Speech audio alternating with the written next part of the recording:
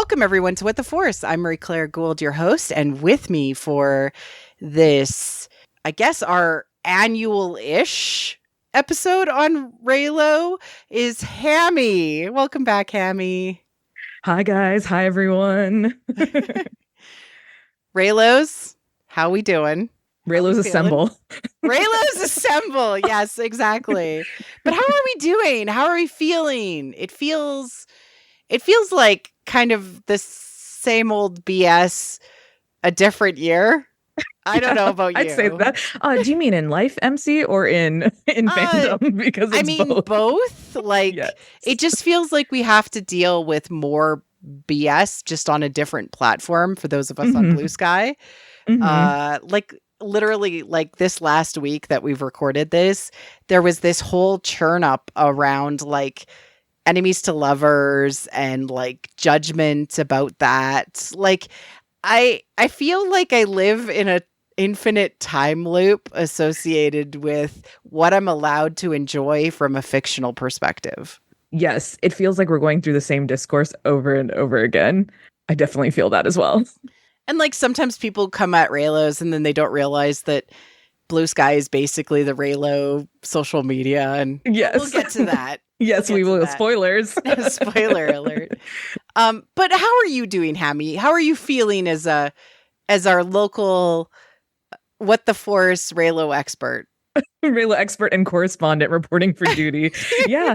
No, I'm feeling much the same. If you can believe, this is our third time recording since the fateful day that Rise of Skywalker released. We did a one that was like a year after. We were like, we still want to celebrate. So it has been since 2019. It has been a few years. It's actually not been annual, but yes, we're trying to get into like either, within the year or year and a half kind of mode. But it's kind of good that we ended up delaying this one, oddly, because we have so much to talk about.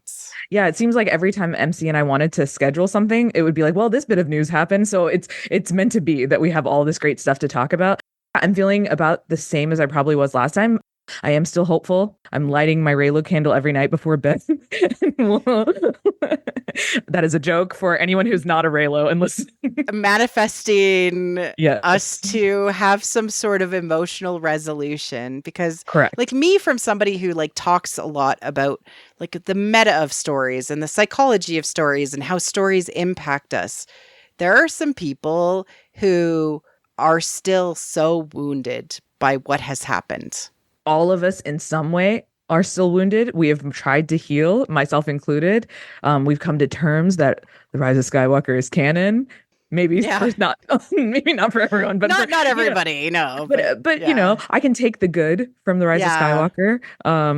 And yeah, that's kind of I think where everyone's the at. End of it is. Yeah, it's just a gaping. It's a gaping wound. While there's something new, like the Rise of Skywalker comic. Spoiler alert, that comes out and is like, oh, ow. Oh, we're just reliving that movie over and over again. We're in like, again, this like weird time loop of give us something to grow beyond this. I mean, it wasn't that hard for the Matrix to be like, maybe we shouldn't have killed that character. Maybe we should like bring them back and give them a more satisfying ending. It does feel kind of a little bit of a purgatory, not just for the Ben Solo aspect of it, but for all of the sequel trilogy characters. Yeah. We haven't had a proper visit on the screen with any of them, but it does feel like we're kind of just going in cycles and kind of waiting. And I'm sure the prequel fans would be like, well, welcome to my life for the last, the prequel renaissance took how many years before it happened. So I think we will get a sequel renaissance, but I do think it's going to be still a whiles away. So we will continue in this purgatory. And it also feels like there's been a lot of missteps from announcements and maybe what things are in development. And it's not like this hasn't happened with like other properties, like especially the MCU has done this a lot recently, where they were like, and we're going to have this amazing movie. And then it's like, where did it go? No one speak of it again. No one speak of this movie or this actor that got into legal problems. It just feels like there's a market stability piece that is playing into fan disappointment. There's like this idea that like we have to announce stuff for the investors, but then they don't actually have anything filming. I kind of miss the old days by which you would find out something was happening when they started filming, the first day of filming. Correct. And you're right. Exactly. That's exactly what it is, that they're kind of presenting all of this to their investors at all of these celebrations, cons, and all of that. And then the way that movies and even TV shows, a lot of complaining about streamers and TV shows, they're just taking much longer to film. We hope they're paying everyone equitably. That's not the case in a lot of situations. So it's just, I think the whole industry is kind of upended. And everyone's trying to find their footing. And so what used to be solid franchises, IP, the last, 10 years, if not longer, it's not a safe bet now anymore. Yeah, exactly. And there's been a lot of missteps. Like, let's just not deny it. There has been. But that's like spoiling everything we're going to talk about. So let's dig into it. We have a lot of discussion topics. And although Hammy did an amazing job as What the Force's #1 Reylo correspondent in capturing everything that you possibly could within sort of timeline order, you actually spent a lot of time helping and organizing it all into these like larger topic areas. So this will not be in when they were announced or when timelines happened. It's going to be more topical organizationally, just because we felt like it would be better to kind of block these together into chunks. Yes. The last two Revisiting Reylo episodes, we did it in timeline order, and we could have done that again, but it's been a year and a half. And I think it's just going to be a lot for everyone to listen to. So buckle in, grab a snack. Yeah. There's a lot going on. Also, I do want to say I did my best to kind of grab as much as I could. I may miss some things. You know, I'm not online 24/7 like I used to be. I've had to pull back for mental health reasons. I'm sure we all have. I may miss some things, but I think we're going to try and highlight as much as we can of the biggest headlines for everything Reylo. And if we did miss something, like, feel free to reach out to us. Hammy, you're still on Twitter. I'm on Blue Sky. I'm on Instagram. You can reach out in the comments of this YouTube video. Like, let us know if we missed something in this very in-depth deep dive into everything Reylo since our last time we met, which was December 18th, 2023. All right. You ready? I'm ready. All right. Let's talk about Celebration Japan, which I went to. I actually had a panel all about Ahsoka on. It was a really, really fun event. I really loved all of the cosplays. We actually ended up having sort of 2 Reylo meetups. I had my What the Force meetup where we had about 20-30 people show up, and we all went for like a buffet dinner on the top floor of our hotel. It was really fun. It was just absolutely a blast. I got to meet a ton of Reylos that like couldn't make it to that. And then there was also a shared Acolyte Reylo meetup within Celebration itself on the last day.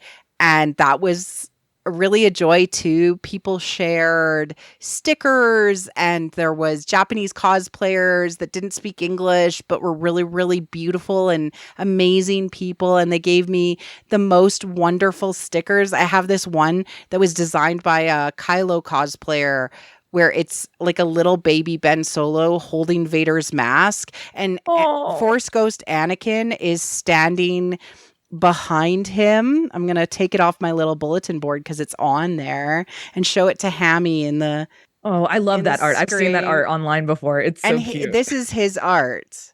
And I met him. Oh, and that's so, like, awesome. Like the Reylo Acolyte fandoms are like, they're a Venn diagram, but it's also a circle. Like, it's everybody gets along because it's so similar from a thematic perspective, from a joy perspective. And so, yeah, it was just beautiful. And then, of course, the cosplayers themselves, there was tons of Reys, tons of Kylos. There was just lots of love for the ship generally across the fandom. It was one thing I will say is I do want to give a shout out to Claire and Van because I believe they were the ones who put together that meetup. So I had a lot of FOMO. They were, yeah. Yes, they said it was last minute, but I think it seemed like it was a great turnout, and I was so jealous that I could not be there. So hopefully I'll get to meet them one day if they ever come to Florida. But yeah, no, I think it's also the positivity and like no judgment that comes along with being an Oshamir or a Reylo or a Reylo. Yeah, I think both ships have gone through a lot in the last year and a half since we met. So there's a lot of overlap just in terms of actual fans, but then also the journeys that both ships have gone on. Yeah, and the experience to be like, and the thing you love is now taken away. Yes, exactly. Oh yeah, fine. Add it to the pile of things going on in our lives. Thanks for the additional trauma. And I do want to recommend, like, if you're a Reylo, you might enjoy The Acolyte a lot. It is a really good show, and it ends on a more positive note because the creators behind it wanted to have it end in an open story way. And so there's lots of place for fan fiction to continue on. Yep. And be canon continuance, which is great. Okay, let's move on into sort of canon materials and future projects. Of course, we had the announcement for the Rey movie, which was made at Celebration 2023 in London, which I was also at. It has gone through some, I would say, stop-starts, writer changes, all sorts of stuff. Yeah, it's been sticky, a roller coaster. Yeah, there's stuff going on. What do you think is going on, Hammy? Yeah, so the Rey movie, like MC mentioned, it was announced at Celebration 2023, and we are in the year of our Lord 2025. So I know I'm always positive, but I'm not really worried about it because I'm glad that they're taking their time with the script. Star Wars is in a weird place right now. I think it's better for them to get a couple safe movies under their belt before they tackle Rey and her story because it's so important to so many fans. So I'm kind of okay and happy with them taking time. My guess was that we'd revisit the sequel trilogy in 10 years, at least, after The Rise of Skywalker. So I think we're on track to meet my guesstimate. Like, if it comes out in, like, 2028, we would be shocked. Yes, I think so. Because of the, and this isn't us being negative or anything, but just the nature of Star Wars movies in terms of pre-production, filming itself is a very long process for Star Wars, unlike other movies. Some movies, indie movies can knock it out in like a weekend. Yeah. But that is not Star Wars. It is months of filming and production, maybe reshoots, then post-production, and then they need all of the marketing push for the lead. So once you're done filming, you need at least a year, if not more, before you can release the movie. Yeah. And sometimes reshoots happen in amongst the post-production, which changes the post-production and crunches things. And like, I would just say that, like, we've learned a lot over the course of the sequel trilogy, and we've also learned a lot about how projects develop and then go off the rails. To put it politely. Yeah. And I would say that, like, that's where my problem is with Lucasfilm and Disney wanting to push investor relations through development announcements when really they're never ready until it's all greenlit and they have everything going and they're basically filming. Correct. And I think most Reylos have kind of picked up on that in the last how many years since 2019. And I will also say, since The Rise of Skywalker, which obviously still is the last Star Wars movie that's been released, since that movie, at least by my count, 7 to 8 movies were announced and put on hold and have not come to fruition. So I think it is a normal part of the creative process. I think all of this being behind the scenes would make people a lot less worried and scared. But the fact that like you said, announcements are happening and that this is a new change in the industry to announce things and then they may or may not happen. That's really where it's really causing a lot of chaos in the fandom of, okay, well, what's going on? When can we expect things? Like, just as a last comment before you dig into kind of all of the changes, causes a lot of fan anger. I would say, like, those that are invested kind of only want to know what to invest in, if it's real, and mistrust. Yeah. Go into it. let's talk about all the changes. Yeah, sure. So as far as we know, it is still being directed by Charmin Obey-Chinoy. Mm-hmm. The screenplay is now being written by George Nolfi, who wrote The Bourne Ultimatum. Very random. And also Ocean's 12. Those are his two biggest credits that I could find. And so he's replacing Stephen Knight, who was also replacing Damon Lindelof and Justin Britt Gibson. So basically we've gone through 3 iterations of writers on the script.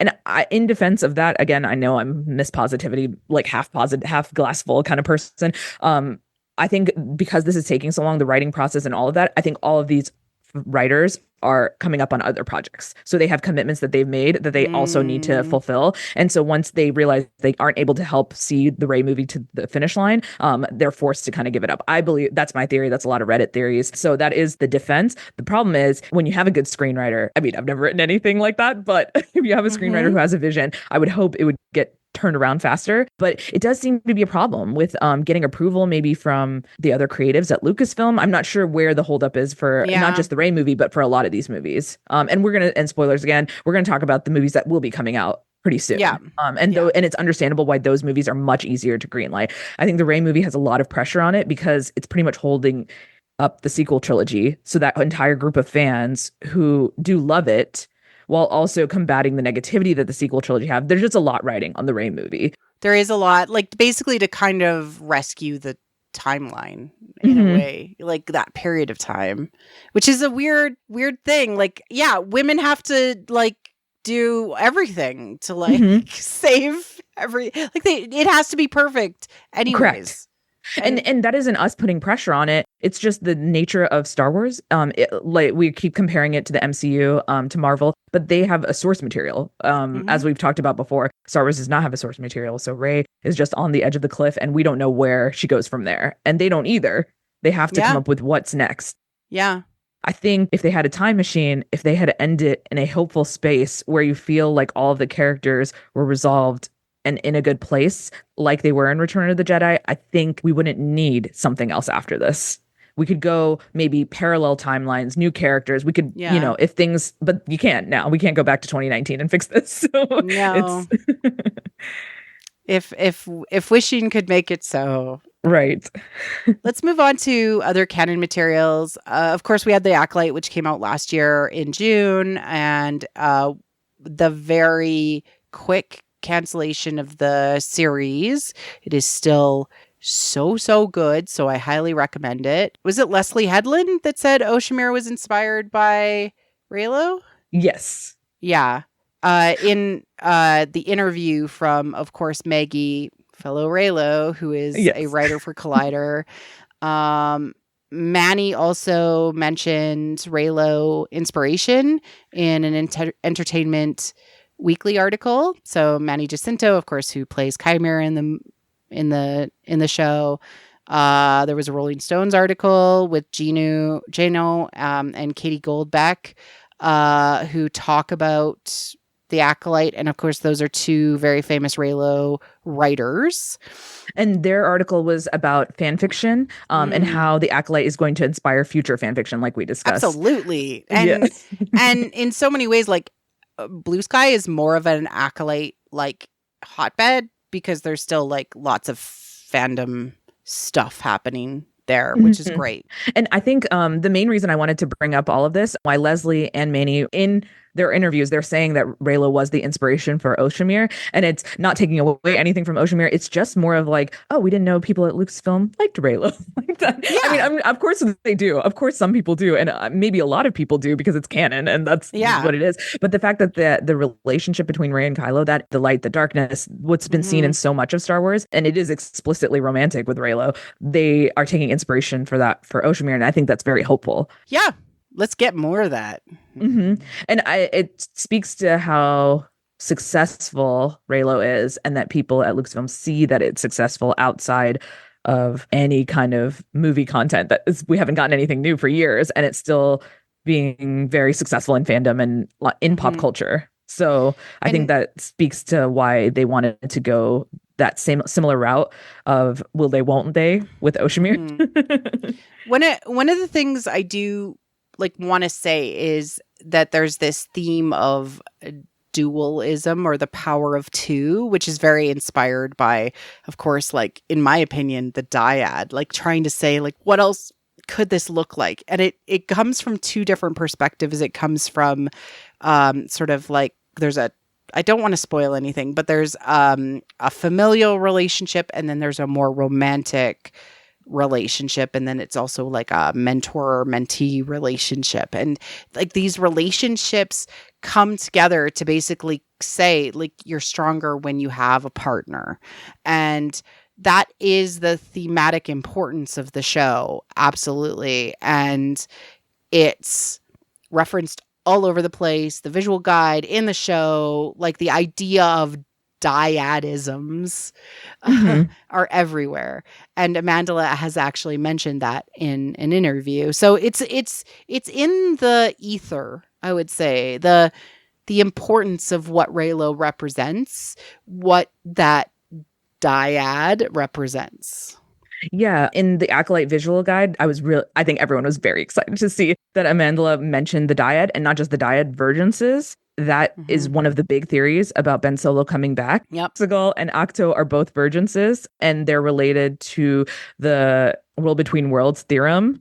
This is all, and we've discussed this at length, see previous podcast episodes, but basically it was just really exciting in the year 2024 to see something in print about dyads and vergences, and that it's coming from Amandla and related to the Acolyte. So it just shows that our theories may have some Ben substance. Solo's in the forest. Come on. Exactly.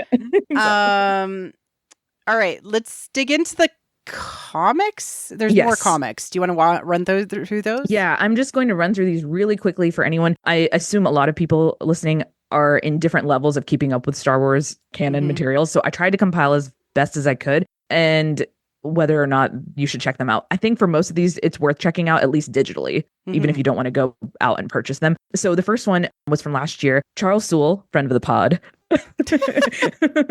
Go listen to that episode. He has been doing, it's just called Star Wars. It's the Star Wars series of comics that has been running since 2020. And its final issue was last year. And the really cool reason I want to bring this up is because it does feature Luke and Ben at the Academy. We had seen baby Ben in The Rise of Kylo Ren. So probably close to when he was dropped off by Leia and Han. I don't want to spoil everything. You should go check out the comic yourself. But Luke kind of peeks into Ben's room, and he's got some objects floating around him. And he is a little bit older. He looks either preteen or teenager at that age. The other comic that I wanted to bring up was in December 2024. They have done a series of, and I'm kind of highlighting the ones that you should pay attention to, but there's a Battle of Jakku comic series. Obviously, there have been plenty of theories about Jakku related to Rey, and now I don't really like Rey Palpatine, but related to Palpatine hiding some stuff in Jakku. So it's just more hints and theories to the conspiracy. I know, I don't like any of that stuff. But the one very cute thing is that we do see pregnant Leia, because it is the Battle of Jakku. And of course, the relationship, the connection between Ben and Rey is that Ben was born after the Battle of Jakku. Yeah. So you do see a very cute pregnant Leia walking around in that comic. And then two more quick comic things to talk about. This year, early in February, we finally got the Rise of Skywalker comics. I believe it was 5 issues. So this was originally supposed to come out in 2020. All of the 3 movies have had comic and graphic novel versions. And so everyone was kind of waiting for the comic version of The Rise of Skywalker, mainly for the Reylo kiss and the Force bonds. We just love to see every iteration and illustration version of that, in case there's any crumbs. So I won't spoil whether there were any crumbs. It's pretty much following the movie, though. And keep in mind, this was made in 2020. So it's with the idea that none of this has happened in the world and in Star Wars. So it was written probably even before The Rise of Skywalker released. I'm guessing it was probably, or in that tight timeline between the release of the movie and the novelization and The Rise of Kylo Ren, all of that in the same time period. Yeah, like the novelization took like 9 months or something like that. So it was a long time, but it was supposed to come out around the same time.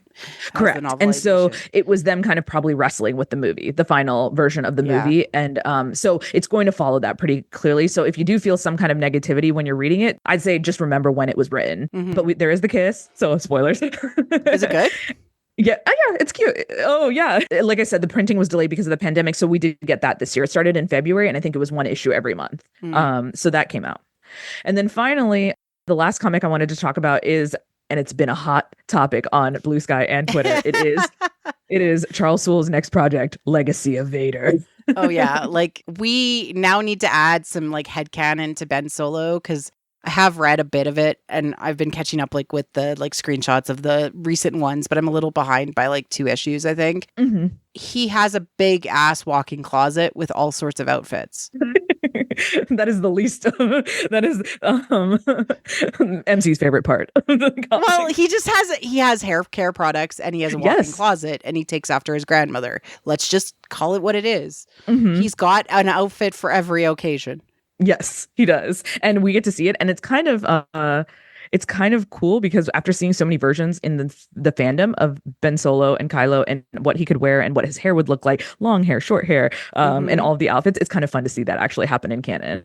So for those who don't know, this is a comic series. It's going to be 12 issues, it seems like, and it started early this year and pretty much 1 issue a month up until probably January of next year. It started in February of this year. We'll go till January. An issue a month, and it's following Kylo after The Last Jedi. So pretty much while he is Supreme Leader. So it's that sweet spot between TLJ and Tross. And I think that MC and I will probably do a separate podcast once the run is over where we maybe discuss it and go back through everything. I'm down. Okay. So MC and I will do a separate podcast where we kind of go into details and spoilers of all of the issues. They're not all out right now, but we'll be able to talk about that and what that kind of means for Kylo. And it's going to run until like November, I think, right? Like, oh no, I just looked on the Wikipedia and it's going till at least, yes, they have announced October, but it's got 3 more issues after that. And if they're following the same pattern, so like next year? January. That's wild. 12 issues. So I don't know. And then it almost seems to me, and I don't know if it's me not following everything, but every time they I check the Wikipedia article, they keep adding issues. So I don't know if maybe it is planned for even longer. Because I know maybe Charles it's ongoing. Yeah, he's very prolific, but they haven't said that anywhere that I could find. So we'll see. But so as far as I know, it's at least till January. They do have a whole year to fill in there. So. Yeah, absolutely. No, I'm looking forward to getting caught up and then also covering this because like it's been the most robust Kylo story that we've gotten like ever. Yes, because the Rise of Kylo Ren was of course impactful and stuff, but it was much smaller. 4 issues. It was really quick, but this is ongoing and we're getting like you said, so many versions and outfits of him. Something else cute that I'll talk about in relation to this series is this year for May the 4th. It's usually they do a free comic book day. Part of that was it's 1 issue. And Charles Soule, again, wrote, it's called Legacy of Vinay. It's 1 story that talks about Vinay, who was an attendant for Darth Vader. So it's kind of talking about the connection between Anakin and Kylo. Yeah, so I won't spoil any of that. I think we'll include that in our discussion when we get to Legacy of Vader. Sure. One other cute thing I'll mention is they posted the quote unquote script for issue number 1, the very first issue of this comic series. And it's Kylo, and it talks about Kylo's mindset after The Last Jedi. And the main thing that I want to bring up is that he fell in love with another Force user named Rey. So that is canon. Yeah. And so because of that, I think everyone is hoping that Rey will make an appearance in this at some point, whether that is him thinking about her and she's just in a thought bubble, or if there is if they want to kind of decanonize and throw in a Force bond in there, or they maybe get close to crossing it could be paths. like a way where like she's asleep and he sees her in a he sees her bond. Or like in The Rise of Kylo Ren, where she just feels something. Right. When he falls to the dark side, she feels it happening and they haven't even met yet. So yeah. Come on, Charles. I know you got it in you. Come on, Charles. We're cheering you on. From what I've read, it certainly does feel like they're trying their hardest to make him feel like a complete like I'm evil, grumpy man. Like they're really trying to make him seem like that, but you know, we all know who he is. Right. And I think it is in contrast to the Vader series of comics. Yeah. He does seem to kind of just be without the same way Vader was kind of without Padme and kind of thinking about her a lot in that comic series. It does seem kind of similar where he's kind of, you can tell he's not happy doing this. It's like reverse he's not Anadala on my main line. Like literally there is like parallels. He goes to Naboo. Spoilers. Yes. He goes to Naboo and he like basically finds out about Padme. He finds out about what Vader loved. He found out that Vader loved. Like it's just like I'm in my reverse Anadala feels all the time now. What are they doing to me? What are they doing, Hammy? So if I can recommend anything, please go check out those comics, because I think it will make you feel a lot better about the future of Reylo. The fact they exist? Mm-hmm. Yeah. You can't see why they would do this without, I don't know, he's one of the most popular characters Star Wars has. Yes. And right now, his story, obviously, to us is unfinished, but it is nothing without his other half as well. So I can't imagine the Rey movie happening without some kind of allusion or mention of Ben Solo, if not more. So yeah. No, that's fair. You don't make him a dyad and you can't just leave us without it. And I think that's also probably what's holding up the Rey movie, because no offense to Mandalorian and Grogu, but they don't have to worry about that. No, they don't have to worry about this entire piece of Force canon that they need to come up with and discuss. At least to me, doing something similar, which I imagine we'll get to Mandalorian and Grogu and discussing that, but I can't imagine just a Rey happy-go-lucky, I'm a Jedi and I'm out here doing my Jedi things and I have no feelings and no trauma from what just happened to me and my friends, nothing like that. Like, they can't really, I would not want that. You don't bring a character back in canon in Star Wars unless you want them to go through a transformation or go on a journey. And the obvious one for those paying attention is a lost husband story. Exactly. Even if it's like the secondary plot around new characters, right? Like it's there. All right, let's talk about the Rian Johnson interview. I'm considering this canon as well, because he is one of the creators of the sequel trilogy. So this month, he did an interview with Rolling Stone, and he discussed TROS. He discussed a lot of things. Obviously, his work that he's doing now with Poker Face, the upcoming Knives Out movie, all of that. But then, of course, even if I had Rian Johnson in my room, I'd be like, well, we got to talk about Star Wars. Yeah, of course. So thank goodness to this author who or this writer who dug into this. So he did ask Rian about, I don't think they worded it like backlash, but basically, how do you feel about the Rise of Skywalker kind of rewriting what you wrote? They were hinting pretty much that. And of course, Rian, because he's king, was just so respectful about JJ and his work. And he was just very respectful of, this is someone else's work. I'm happy as a fan just to consume it, and no negativity at all. I mean, why would he be, right? Yes. Like, and that speaks to his character. He wouldn't ever say anything bad about it. It feels like he kind of framed it like he's been too busy to put the work in for his trilogy. Correct. Yes. Right? Like, that's sort of how he framed it. I read like some clickbaity like articles of this article where they were like, and the Rian Johnson trilogy is canceled. And I didn't get that impression, but no. I mean, it definitely feels like he's like, it's like a long ways away, but I still want to work with them and all of that. Yeah. And I believe him when he says that. Yeah. Whereas other creators, I think they've been pretty outspoken of, once the relationship has ended, if they're like, oh, my movie is not getting made, this is not happening. And that is definitely not the tone that he took. He took a tone of, well, I've been so busy and I haven't had time to devote to Star Wars. And that isn't us being in denial that he's secretly writing it and not telling us. It's more of, I think that's the truth of, he will get to it. But even when the rumor is that he was offered the Rise of Skywalker and he turned it down because or episode 9, I should say, and he turned it down because he needed more time. Yeah. And they didn't give anybody more time on that. Exactly. JJ included. Yeah. Like, yeah. I think that asking him that question after like Knives Out 3 comes out is the right state of mind to be in, because I don't think he's going to be anywhere near that until Knives Out 3 comes out. Yeah, he under contract with, is it Netflix now? That's moved a couple times, yes, with Netflix. Yeah. So Netflix, but I will say one also positive thing about Rian that I think hopefully will happen. It's on Amazon. We have all been begging for the Last Jedi photograph book. For those who don't know, while he was on set, Rian has a camera and he takes these black and white photos. There's some beautiful pictures of like Carrie before she passed. Really cute pictures that are kind of behind the scenes of The Last Jedi. And so everyone's been clamoring for like a photography book, and it is on Amazon, so you can go check it out and pre-order it. It looks like it's going to be released in October this year, but there's no cover photo, nothing. So we'll see what happens. I pre-ordered it, so he's got my money. He's already got your money. You better release it. Yeah, no. Yeah. And he's talked about it too, like on Twitter. Yes. He talked about it. So hopefully it does come out. Yes. One last thing about the Rolling Stone interview. The writer asked about Ryan's decision to get rid of Snoke, and I really appreciated his pivot. it wasn't a pivot, but it was an explanation for why you get rid of Snoke. And he said it's because Rey and Kylo are the most interesting things. And yeah, exactly. We think that. Everyone thinks that. It's come on now. Snoke isn't what's got you glued to the screen. It's Rey and Kylo and their dynamic. Whether you thought that was romantic or not. Also appreciated him confirming once again that he was working on this and the relationship while watching dailies of The Force Awakens. So this is before any of us had seen any of it. JJ is filming The Force Awakens and Ryan is writing the Force bond with Rey and Kylo because he sees that connection in the interrogation room. It's like isn't us making it up. TFA Reylos. Correct. Exactly. We Shout out once correctly. Again. Correct. The OGs. The OGs.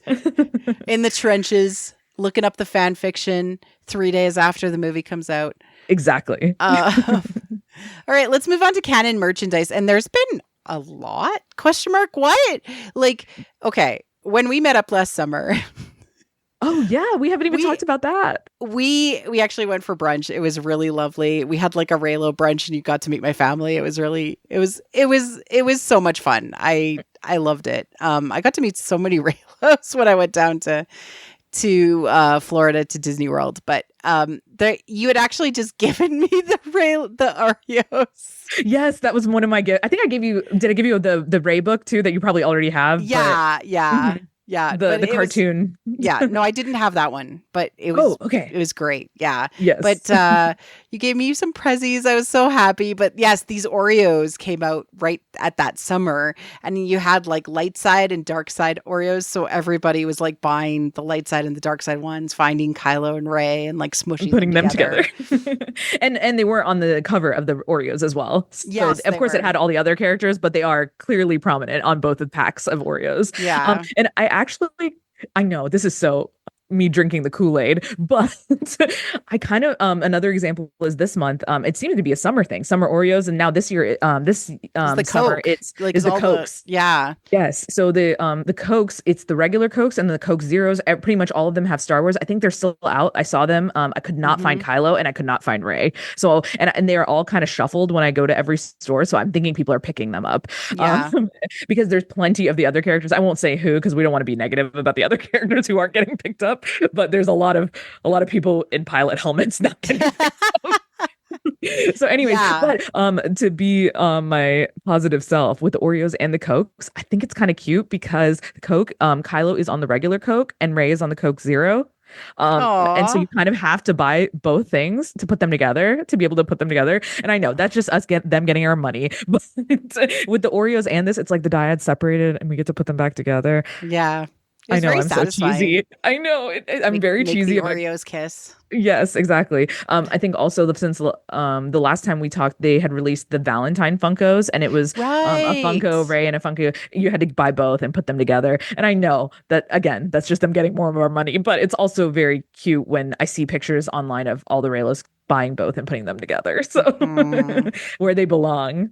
But yeah, anyways, in terms of other merch, I can't possibly run through all of it, but there's been tons of top cards that included the kiss. There's just been a lot of merch that Rey and Kylo have featured on. There's other books. They've had like cartoon books, like other things that you can hunt for and find them featured. Yep. There was a fan of the show that reached out to me and let me know that the Holocrons from Galaxy's Edge, they released a Rey and a Ben one, and the Rey one actually mentions Ben's death in a very sad way. It's very sad. And there was also Ben's cracked kyber crystal. So you put those in, of course, the Holocrons for like the Sith or the Jedi, and then they talk to you when you squeeze the Holocrons. Yeah. It's just more positivity that they haven't forgotten about these characters. I think everyone's like, oh, they don't even care about the sequel trilogy, but they're putting out all of this stuff. It's way more stuff that's new that comes out for these characters than I would say any other character that is like not actively being like, there was more Reylo stuff that came out than Acolyte stuff. That is very sad. I am very sorry to our Acolyte friends about that. I'm sad too. I wanted stuff. We talked about this, like with our good friend Jin. Like we were like, Jin, like we wanted stuff, and she's like, yeah, there's no stuff. It was frustrating as a fan of both like stories, but like it's not like this stuff is going away. It's very popular and people buy it. So people are producing more and more merchandise along those lines. Good job, Reylos. I always knew you could do it. Applaud. Let's move on. Dyad and Ben Solo return theories. Yeah, so I just wanted to touch on this really quickly. I know everyone every day theorizes and is like, well, this is a sign that Ben Solo is coming back. So I can't possibly go through all of our theories. Just to summarize, if this is your first time listening to our Revisiting Reylo episode, I'll run through some of the really quick Ben Solo returning theories. One, he's not dead. Two, he's not really dead in the way that you can die in Star Wars. He's in the Force, but not a Force ghost. Exactly. He's in that limbo period. And if Darth Maul can come back, if Palpatine can come back, if all these other characters can come back, Ben Solo can come back. And so some of the ways that... Sorry? Ahsoka went into the Force, into the world between worlds, and then came out. She also died and then came out from the world between worlds in her own show. It's totally possible. Boba Fett and came back in his own show.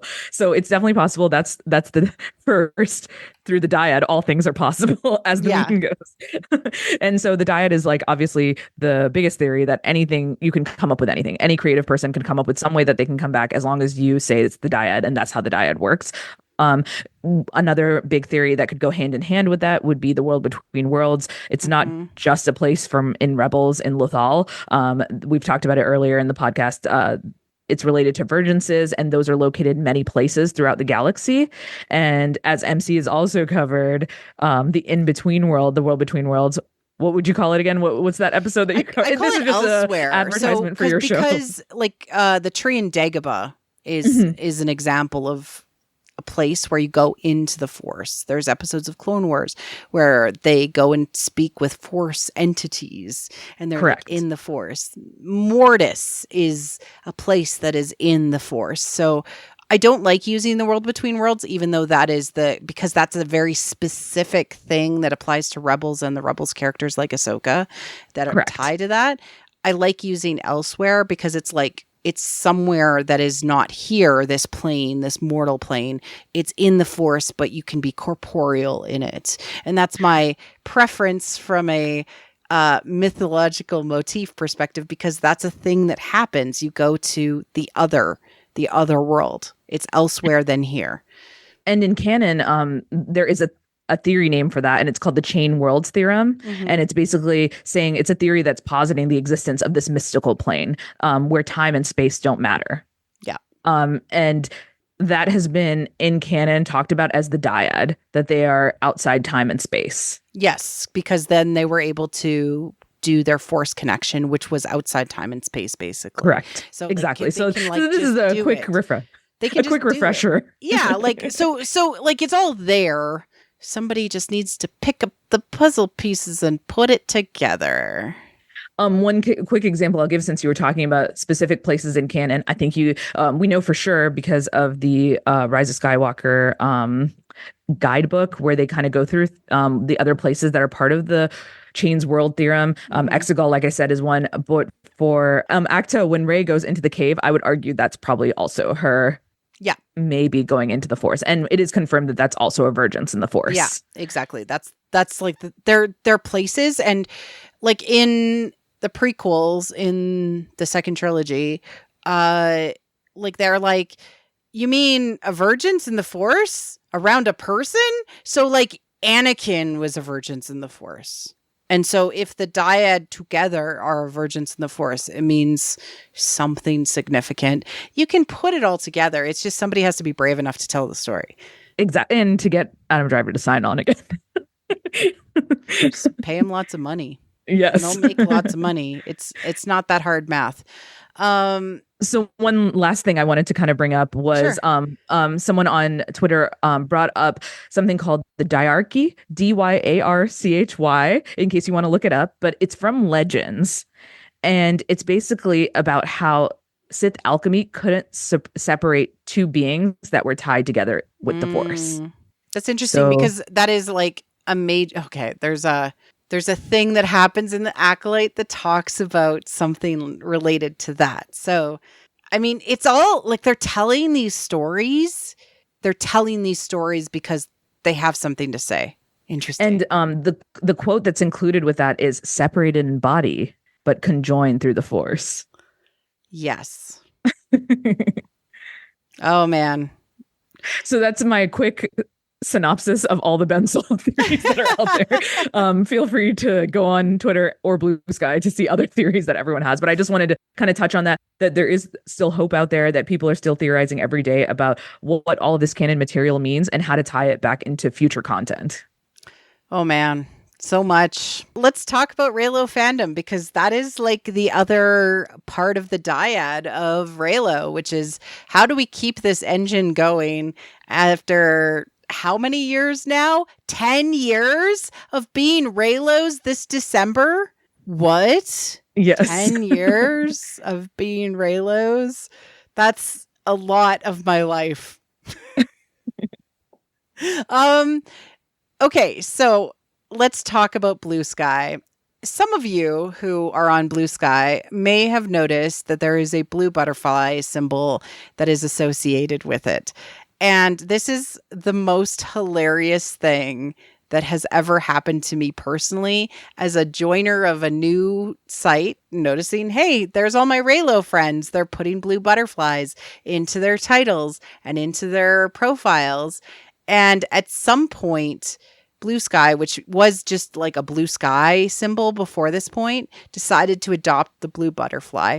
And the reason was because they noticed that a large amount of their user base had the blue butterfly in their profile and in their name. Yes, exactly. And there's two connections to that. I really loved what they wrote. This was in December 2023.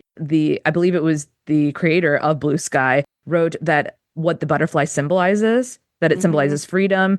For those that don't know, the reason that so many people the butterflies all flocked to Blue Sky, was because of the ownership change at Twitter. Yep. Some of the cracking down on artwork yes. in other places. Yeah. Allowing accounts that are okay with hate speech back on to Twitter. That like paid for accounts, like you couldn't sufficiently block them. There was a lot of changes in Twitter X at the time. And so a lot of people made their way over to Blue Sky. So it was kind of this escape from the negativity that was on Twitter at the time. And so the butterfly is supposed to symbolize that. And then for canon, for those who don't know, there is on YouTube a Ben Solo cartoon where he's a little ball and he's chasing blue butterflies with Han when he's a kid. And so that's became the Reylo symbol when those cartoons came out after The Rise of Skywalker. And Absolutely. So that's why a lot of Reylos use it in their symbol, because it's just a very hopeful symbol for a dead character. It is something that like you can see somebody has a blue butterfly and it's like literally become like something where people who are against the ship or very vocal against the ship will be like, oh, these blue butterflies follow me everywhere. And it's like, well, it's just, people want redemption. They want resurrection. They want hope. They want, transformation. And the blue butterfly symbol just like means all of that. And all came from a little Rolo cartoon of Kylo. And I hope someone at Lucasfilm knows that this entire social media app changed their logo because they saw all these blue really butterflies. Funny. Like I know the people that are in the know, but yes, who knows? It's been a hot minute since we talked. Obviously, 2023 was the last time we talked about this actively on the pod, outside of like other contexts that we talked about, but. There's been a rise of AI artwork, and for the most part, Reylos are incredibly anti-generative AI in general, because we have some of the most talented artists and writers and creatives in our midst who do art on their own and are inspired by this without any sort of generative AI. And as of like yesterday, somebody tried to post an AI generated Reylo art on Blue Sky, and people had like this massive allergic reaction to it. They're like, ew, get this out of here. Gross. Don't repost that. Like, we're a fandom that appreciates the creativity that comes from the human spirit. And I love that about us. Yes, something similar happened a couple months ago also on Twitter, where it was one account that was just posting AI artwork, and it was really hard to tell because I'm always supporting Reylo artists, so I automatically retweet when I see there's a new art on posted, and so I had to like think about it for a minute, and then I noticed other people kind of asking, oh, I think that's AI art, and so then I had to take back my retweets. But the reason I think so many of us are vocal about it is because we were in the trenches together in the fandom wars. And so because of that, what happened is because we were receiving so much negativity and backlash from multiple sides of the Star Wars community, whether that was the general fandom, the fandom menace. It was coming from all sides at us, that we all had to form these really tight bonds and friendships. MC and I are living proof of that. For years now, we've been friends. But we had to form these tight bonds and friendships, and that exists between the authors, the artists, and us who consume content as well as create it through podcasts and all of that. And so it's kind of a sign of respect to say, okay, I'm going to support, I'm going to retweet, I'm going to share, I'm going to go buy these books that are being published based on Reylo fanfic. We'll exactly. And even some of these fan artists are being commissioned by authors for these fanfics that are being turned into books. And so it's just a very we were kind of forced into making that community, and it just made all of us a lot stronger and supportive of each other. And so to see AI kind of coming in and to give people grace, maybe they are new fans, because there have been an influx of new Reylos like since Tross and in the last year or two. I'm seeing some of these accounts and they're like brand new and I've never met them. And so maybe they obviously don't know the history of how we forge these connections and friendships. And so they think, well, I just want to create something and I just want to see the art and do it. And they don't know the kind of etiquette behind it. And the reason why it's not just, oh, okay, it's just you creating artwork based on generative AI, but it's also that there's something deeper where we're trying to support each other and other creators and support the creatives that have been there all along and help feed this fandom, right? That's exactly, because we won't get new stuff if you're just if you take the easy route and just use generative AI. Yeah, so as you can tell, we're very good. Yeah, it's like it's self-consumptive, and we want to be creative and transformational. I just want to shout out to my friend M on Blue Sky. She posted this in response to this AI art that got posted to Blue Sky. She was like, unofficial rules of Reylo: no TERFs, mega racists, anti-choice, Puritan antis, or eugenicists allowed. If you are called out, listen and learn. No yucking yums, but also tag your shit non-negotiable. Stay ready to ride for our sister ships, and no AI, we mean it. And I totally agree with these rules. So I had to ask you, Hammy, are there other unofficial rules? Like the ethics involved of hanging out with the Reylos? I think probably the biggest thing is not being quick to judge each other. I think we're very judgment free, and you'd covered some of that, supportive both politically and socially for each other, because we're no matter what anyone says, we're a very diverse community. There's all sorts of sexualities and genders and like experiences, races, like globally. It's a global phenomenon. It's everywhere. Like it is so cross-cultural. Like you have to just be chill. Be cool. And I think and I know people who aren't Reylos don't believe it, but we kind of root out the bad actors who are if anyone sees anything that's even a little bit problematic, misogynistic, racist, any kind of behavior like that in the fandom, we're pretty quick to stamp that person out. Yeah, be like, you are not welcome. No, dude, don't. Yeah, get lost. Yes, it's like we take care of our own. I would also say that if you're like, hey, I'm new to Reylo and I want to get involved in this, don't use us. This is a hard one. So I've found that there's a lot of men out there that are like, I'm cool with the Reylos, and it's all in a way to like gain popularity or gain cred or whatever. And maybe even gain interactions. It's happened with women too. Like, oh, I'm doing this thing, and it like that also ends up like backfiring on you. Be genuine. If you're genuinely interested, just chill. It's a weird thing to say. Sorry, don't use us. No, you can. It's true. Yeah. Anything else that's like an unofficial Reylo rule? No, I think that pretty much covers it. Don't be a jerk. Be nice. Be a dick. Yeah. Let's do it. Thank you, again, for posting those unofficial rules. I love you very much. And that's Huts Leia at Blue Sky, and she is a joy. So check her out. All right, let's dig into other fandom stuff. So, of course, this is our fanfic to bestsellers group. All right, so I think we touched on it a little bit. Of course, a lot of Reylo fanfics were written in the last 10 years. And many of those authors have become very popular and have gone on to become best-selling authors. I'm going to shout out a few. We did discuss a few of them last time that we talked about it, but I just want to shout them out again. Of course, Ali Hazelwood. Shout out to Ali. Oh, I have a funny story from work.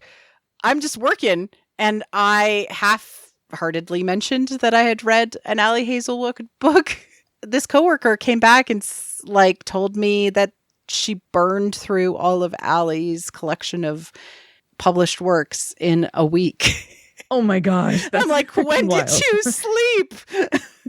Well, I was like very proud of her. So in your mind, you were like, thank you for supporting a Reylo. Yeah, thank you. Thank you for your money. Funny enough, my coworker just broke her arm, and so she's in a sling, and she was looking for activities, and I went over to her house to help her, and she had the most recent problematic summer, I think summer romance, the most recent Ali Hazelwood on her coffee table, and I had to kind of just sit there and be like, oh, she's cool. I couldn't go into any of it. I was just like, yes, on an emotional level. Yeah.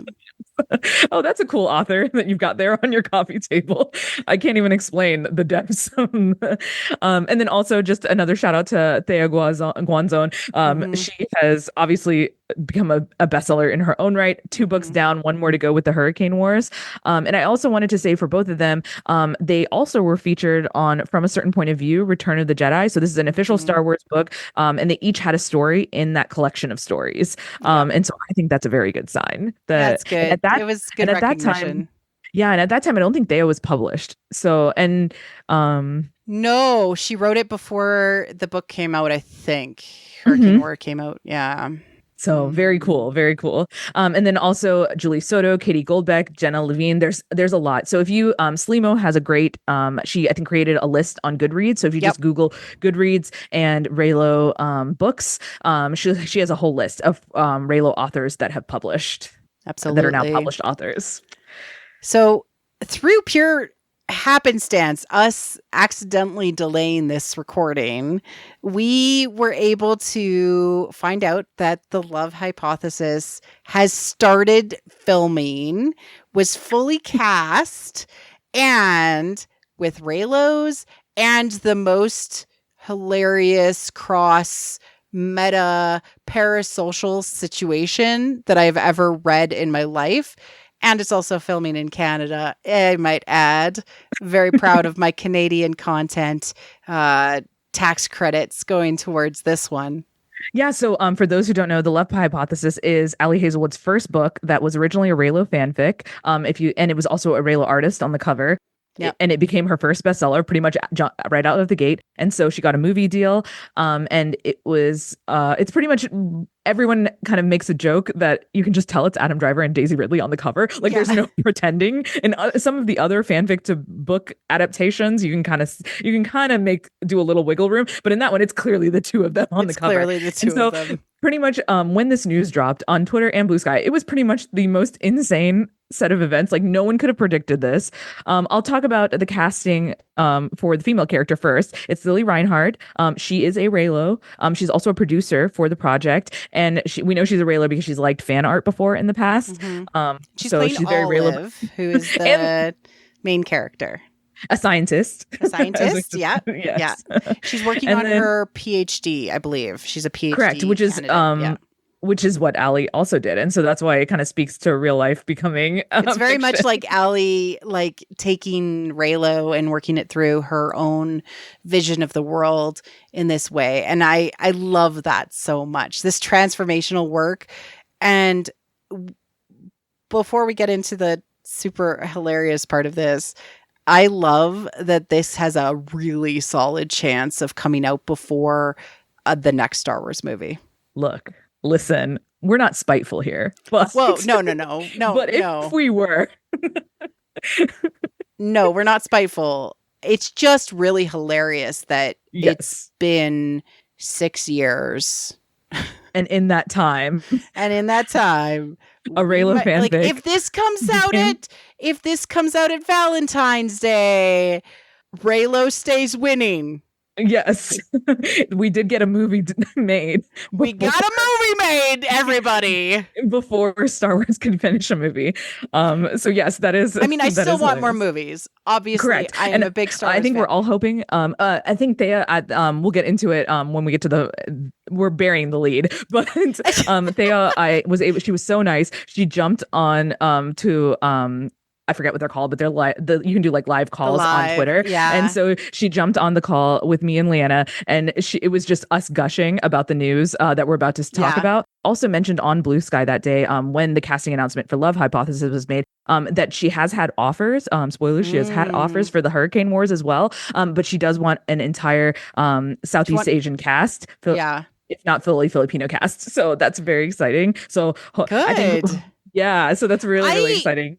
I want to have Thea on the pod to talk about the like cross mythic and like folklore parallels that she saw originally in Star Wars, because she gets it. Like it's so cool. I need to like reach out to her and convince her to like come on, because that would be so cool, especially in a lead up to like her finishing her last book and publishing that. So yeah, she did say she's editing the last one. So I think after that she'll probably have a little time for a podcast. So you can reach out.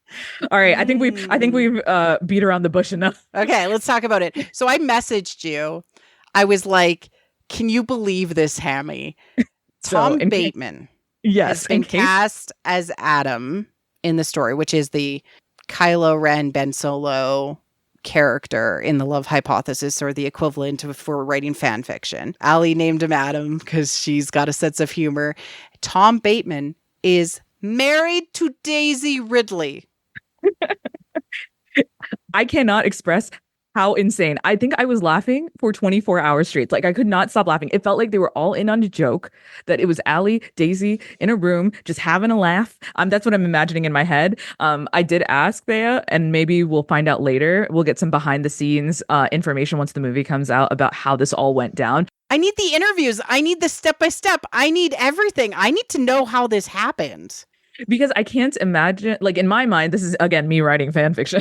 In my fanfic mind, I'm imagining Allie did approach Daisy and Adam, and Daisy's like, this would be funny if you just cast my husband in this role. And to be clear, Daisy has heard of both the Love Hypothesis and Hurricane Wars, because she was asked in an interview, and she was very positive about it. And she was like, "Oh, it's really cool that people are writing and creating works based on something that inspired them, that my character did." Her. I know, she's so wholesome and awesome. But anyways, yes. So it was just the most hilarious time in the fandom. Like, I don't think any of us believed it. We couldn't believe the turn of events that this shot. It's just so many layers of things that had to have happened for this to align, and it's just insane. I can't wait for the press run for this. Yeah, like we got to get the interviews and be like, all right, how did this happen? And I'm hoping, because she's like locally talking about all of the ice cream locally in the city, that she's gonna do a cameo. I need a cameo. Yes. I hope they get an Adam cameo too. That would make me so happy if both of them like were like just in the background or something like that, like just walking by, like how sometimes we have like in Where's Rose, like like we have like Reylo in the, like I just need them to be like, yeah, we see you. Yes, so exactly. Cool. And I think it's a really high possibility for Daisy. And I think if Adam was in it, I think it would be a surprise. I don't think we'll know. The other part to remember is I'm sure Tom Bateman is going to go to the premiere. I can't imagine Daisy wouldn't go with him to the premiere of the movie. So this is just going to be like worlds colliding in so many ways. I can't imagine. I want Daisy to have become a secret producer on this, just like behind the scenes, and then we see her name on it. Because I want her to make bank off of this. Yes, as she should. Yeah. I want every Reylo who cares about this stuff and promotes this stuff to multiply the returns on this. Yeah. I think we can do it. All right. All the big news. Do you want to look forward to? I know that was very long. Thank you all for toughing it. Yeah. No, it's not toughing it when it's this kind of fun content. But I think that's pretty much everything that I could think of. So again, like MC said, if you think that we forgot anything, please feel free to tell us. We'll include it in the next pod in a year-ish, as we said. Yeah. When we discuss annual-ish. Yeah. Or we can talk about it when we cover Legacy of Vader. Yeah. So absolutely. All right. What are we looking forward to, Hammy? Yes. So there's a lot coming up. I know if you are a agnostic Star Wars fan now after everything that's happened, I'm going to give you a couple things to maybe look forward to kind of keep that positive streak going. Like I said, we're all just kind of lighting our candles and manifesting the return of Reylo. So while we're waiting, here's some things that like you can check out.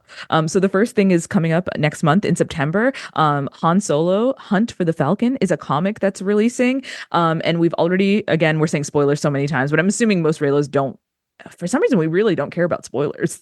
Like the ones that do, we kind of just stay off social media. So spoilers, it's an older Han Solo. He seems to be possibly pre The Force Awakens. And he has a room. He's obviously not with Leia. He has a room and he goes into his room and he has hollows. It's 3 hollows. So they're sitting on his counter and he has a hollow of Leia by herself.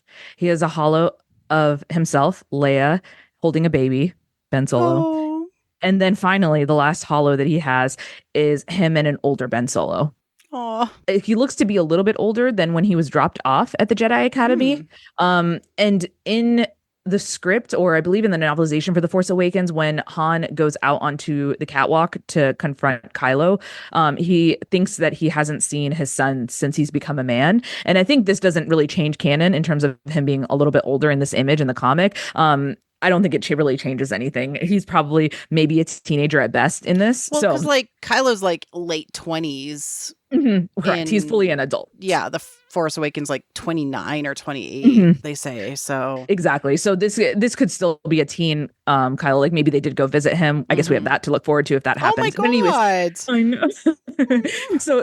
So it's got the 3 hollows, and there is Aurebesh written below it. So it was Mads on Twitter that translated it really quick. So the image of Leia by herself, it says, "I love you, I know."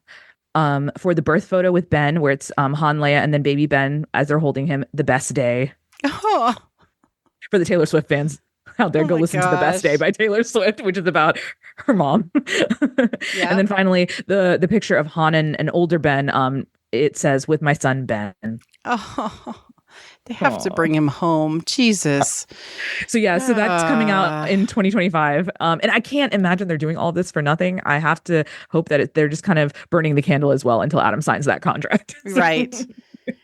We already brought up Legacy of Vader is going to be finishing out probably January. So expect us to come back sometime in February or thereafter to talk all about it, you and I. Yes.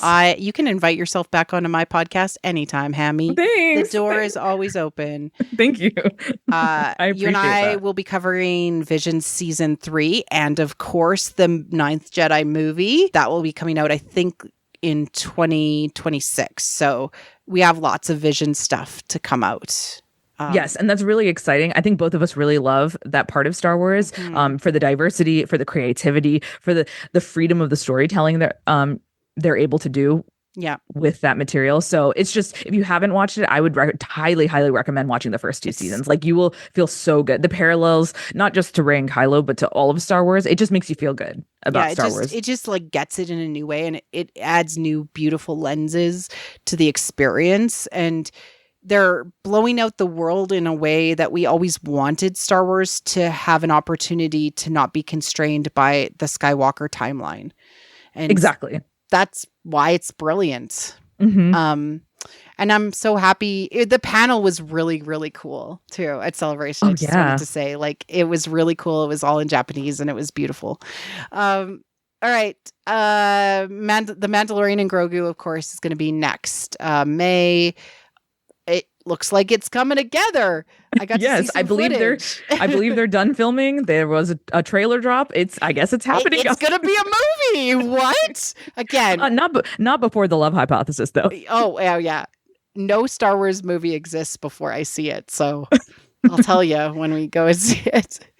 And so just one comment I wanted to make about the Mandalorian Grogu. I know a lot of us make jokes about Grogu because there was kind of like a little bit of a running meme that Grogu went to Luke's Jedi Academy and then killed him. So I know there's a little bit of a friendly brotherly infighting with Grogu and Ben Solo, and there's some adorable fan art of the two of them. But I will say, on a positive note, I hope there's nothing really to fear with going into this movie. I think it's just going to be a romp. I think hopefully it'll be a good time. Yeah, I think so. I don't think they're going to break our hearts at all, because that's not what they do with the Mandalorian. Mm-hmm. And I hope we get Grogu's first word, and I hope it's Dad. But let's see. Oh gosh. So they will break our heart that way, but in a good way. Oh gosh. Okay. Just like Ben Solo. That's one of his final words, if not the final word he said. Oh, ow was his final word, actually. Ow, yeah. Ouch. Thanks, Hammy, for reminding me. Starfighter, of course, that was announced at Celebration. They are starting filming, I think, in the fall here. Yes. And so they have had some announcements, of course. We have Ryan Gosling, who's going to be starring in the show. It's a movie uncle nephew story, as far as we could tell. We got to see the Starfighter on stage. It was really cool at Celebration. Yeah, they announced that Matt Smith's going to be the villain. Okay. All right, let's talk about this, guys. So the way that this worked out for me and MC, we have been trying to get this recording done for so long. And I was like, something came up personally for me, and I was like, I got to reschedule one more time. I'm so sorry, MC. I won't reschedule again. And then this news dropped, and I was like, you're kidding me. It was because ridiculous. For those who don't know the lore, one, I love Matt Smith. I think a lot of Reylos love Matt Smith. He plays Daemon in House of the Dragon. Yeah. Great guy. Good guy. He plays an awesome anti-hero, I guess you could say. Anti-hero villain. Yeah. And that is the role that he will be playing in Starfighter. He is the villain. And there are some theories already. MC. Well, so okay, let's like rewind to 2019. And I heard that Matt Smith was cast. We didn't know exactly what he was cast as. Since then, he has in interviews confirmed he was cast as young Palpatine. And then they cut it from the movie. And this is wild. So I did this podcast with Ty all about how in mythology, folklore, there is often a motif called, like, that I have named Dark Union, right? Which is that there is a powerful person, man, woman, could be a woman, that wants to possess the power of the maiden. And there is a lover that comes and steps in the way. This comes from like swan maiden mythology, which I learned more about afterwards when Missy came around and said, MC, you need to read all these books. And I said, okay. But I like the name Dark Union better than anything that's maybe proposed in other folklore analysis books. Just me, myself. It doesn't have a good name for it. So I'm naming it. Dark Union is it. And people use it. They call it out still to this day. We ended up getting Dark Union because Palpatine wanted to join with Rey to be like the next version of the Sith, and that is Dark Union. So it did happen. And what kind of monkey's paw did I call on to have that happen?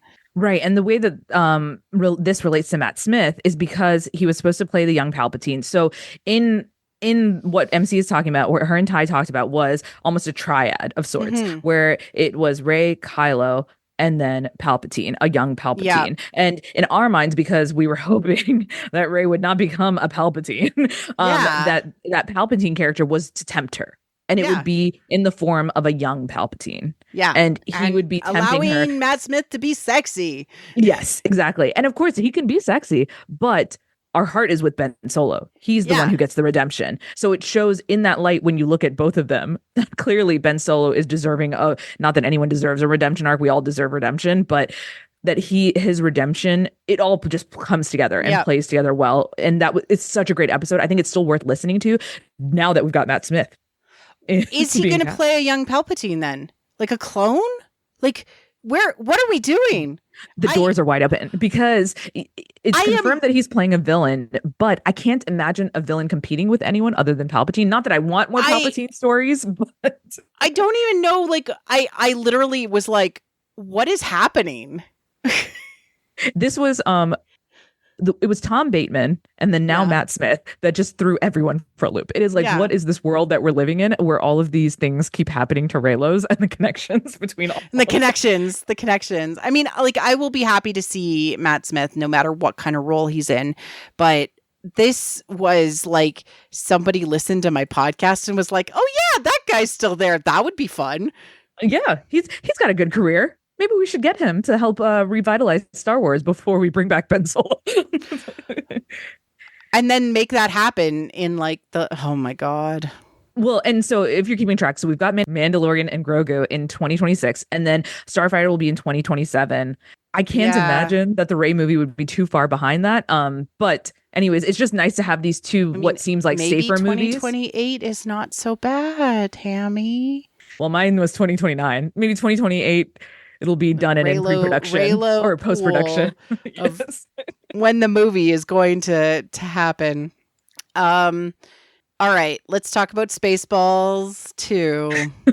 These announcements just keep getting crazier and crazier. Yeah. So for anyone who hasn't seen the original, Spaceballs is a parody of Star Wars from 1987.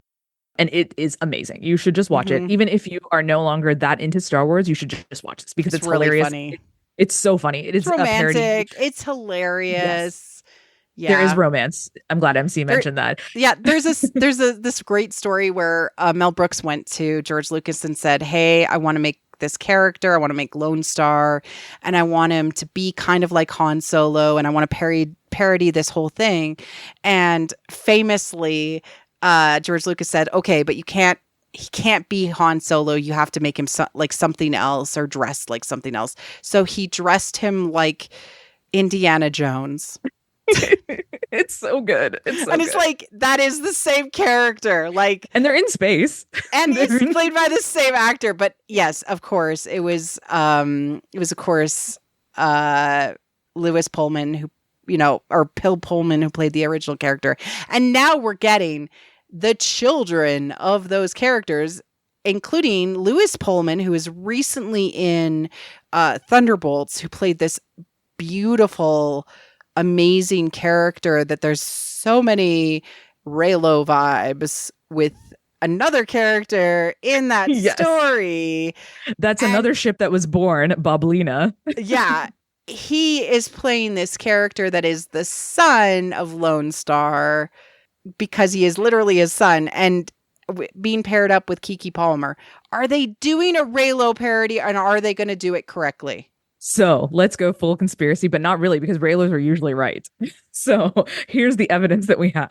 Lewis Pullman is Bill Pullman's son. Lone Star's son in canon would be Ben Solo. There's no way that you don't do that. Keke Palmer would be hilarious as a Rey type character. Just because she's so different from that, and she's so funny, so talented. So Keke Palmer was recently in a movie with SZA, One of Them Days. If you haven't watched that, it's so good. It's one of my favorite movies of the year. And Lewis Pullman, I just want to recommend these two things for Reylos to watch. Lewis Pullman was in The Starling Girl. It's an indie movie, and that's pretty much how I got into him.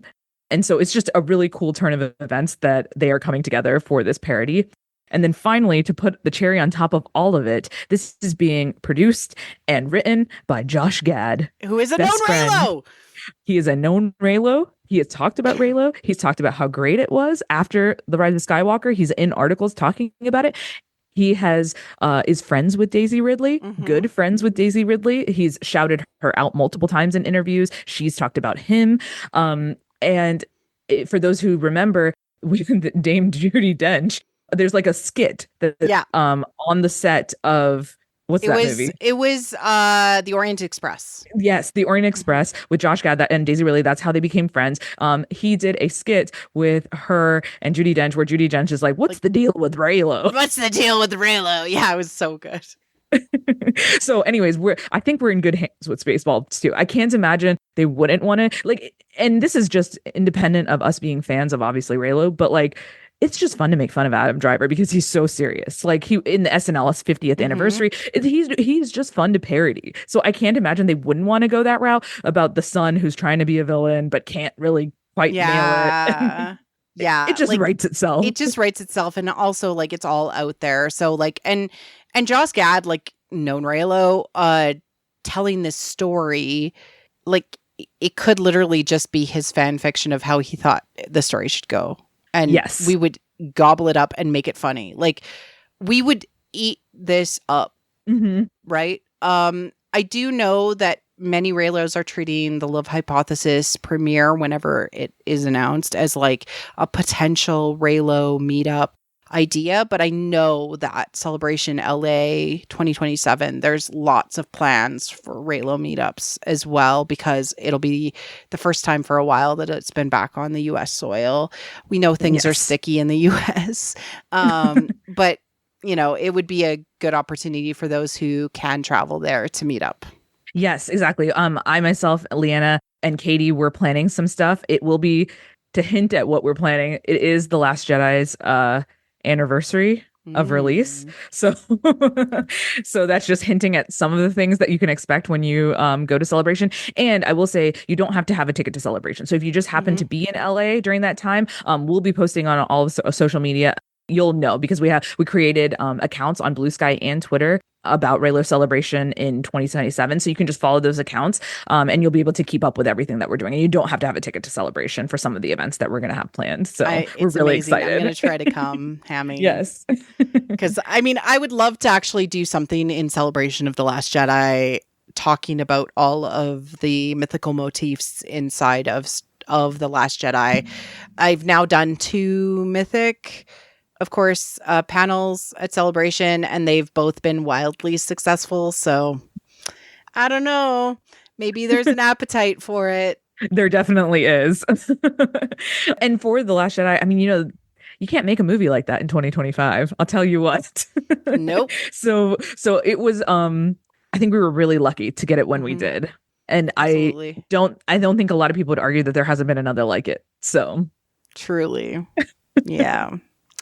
All right, Hammy, we got to the end. Congratulations. We did it. Any final thoughts on, after going through all of this material, what we're excited about, why we're excited, everything that we know has still been keeping the home fire hearth burning for Reylo and caring, especially for the sequel trilogy timeline? How are you feeling?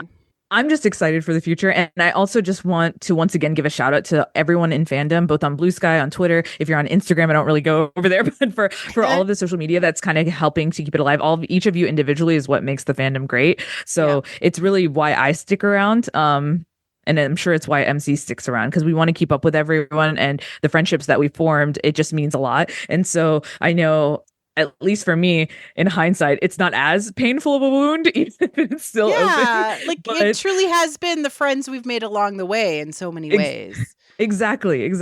And so many of these hilarious things keep happening to our fandom that it just kind of keeps it really exciting and funny every day that I'm on, that I go on social media.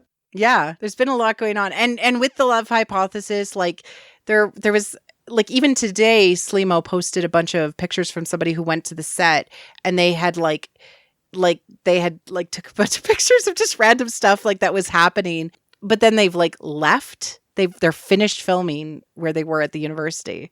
So like it's just fun. It's just a lot of fun to like be part of this fandom. Shout out to Slimo because she is posting all of this behind the scenes, like any interviews she reads, anything that she catches on social media, she reposts it on Blue Sky. She is an excellent follow for that, as well as K-pop Demon Hunter, which if you have not seen and you're okay with tragedy, spoiler, trigger warning tagged, it has all of the feels that some people do enjoy about Reylo. Every single one of my friends, IRL friends, not just fandom friends, has been telling me to watch it, and I just have to get up the courage. So I will watch it. It's on my list. I second that. And then I did a meta mythic deep dive with Missy on it. So it's very worth it in a lot of those ways because of what it does. And now we know it's going to be a trilogy. And the author and the creators are very well aware of the story. And so this could be like healing for many people. Yes, that's what I was going to say. So I would say that it is now considered to be Reylo adjacent. Definitely. Reylo adjacency. Shout out to K-pop Demon Hunter, of course. So Hammy, thank you so much, a number one What the Force Reylo correspondent, on collecting all of this information over the last year and a half. And I look forward to talking to you about Visions. I look forward to talking to you about the Legacy of Vader. And I look forward to revisiting Reylo with you once again sometime in an annual-ish schedule. Exactly, as our lives permit. Yes, say. Exactly. No, thank you, MC. As always, your friendship means so much to me, and to everyone listening, thank you guys all so much for all the friendship over the years and the fun times. We're going to keep having them. Yeah, absolutely. And I mean, hey, more news coming down, more projects means we have more to talk about. All right, Hammy, where can people find you if they're looking for you to like follow your retweets about different things? Or yes, sure. So I'm on Twitter. I'm at Balance Padawan, and then on Blue Sky I was able to get my name, so I'm at Hamsa, HAMSA. Spoilers, that's my real name. Not Hammy. Hammy's just my nickname and your nickname. But yeah, Hamsa at Blue Sky. And I am very much looking forward to our next conversation and seeing what else happens in the world of Reylo. Take care, everyone. Cheers. Bye. Thank you for listening to What the Force. I'm Marie-Claire Gould, your host. Our orchestral music is by Christy Carew for What the Force. You can support the show directly on Patreon at patreon.com/whattheforce. We would like to thank all our patrons, especially those who love and are obsessed with What the Force. Christian R., Adrian, Sarah Joy, Scott, John, In Wild Space, Minky Moo, Derek C., How Rude, Christian Luca, Carly Ann, and Scott C. Support the show by wearing the Force with our merch. Like and subscribe on YouTube, or leave a 5-star review on iTunes or other pod apps. It helps people find the show. You can connect with us on Blue Sky at WT Force, What the Force Podcast on Facebook, or on our website at whattheforce.ca, or our Discord. Links are in the liner notes. Feel free to reach out and start a conversation. Cheers.